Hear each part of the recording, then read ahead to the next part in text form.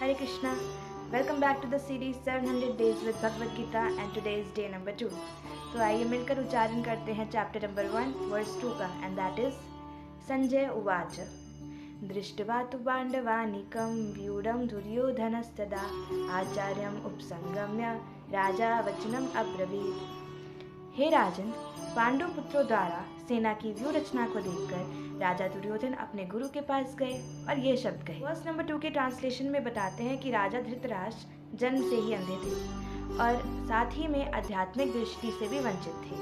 उन्हीं के प्रकार उनके पुत्र भी धर्म के मामले में अंधे थे और वे अच्छे से जानते थे कि उनके पुत्र पांडवों के पुत्रों के साथ कोई भी समझौता नहीं करेंगे। परंतु कुरुक्षेत्र जो स्थल है उसकी पवित्रता को देखकर वो थोड़ा डाउट में आ गए थे। लेकिन जो संजय हैं, सचिव हैं, वो उनके प्रश्न करने से समझ गए कि राजा संदिग्ध हो रहे हैं। तो संजय उनको समझाते हैं कि उनके पुत्र कोई भी समझौता करने नहीं जा रहे हैं। जो उनका सबसे बड़ा पुत्र है दुर्योधन, वो गया है अपने गुरु के पास और उनके गुरु हैं द्रोणाचार्य। उनके गुरु ही उनकी सेना के सेनापति भी थे, पर वो द्रोणाचार्य के पास क्यों गए थे? तो इसके दो कारण हमें समझ में आते हैं। पहला कि वो पांडवों की व्यू रचना देखकर भयभीत थे और दूसरा दुर्योधन अपने गुरु को रेस्पेक्ट देने जाने के बहाने से अपनी राजनीतिक कुशलता का प्रदर्शन करना चाहता था।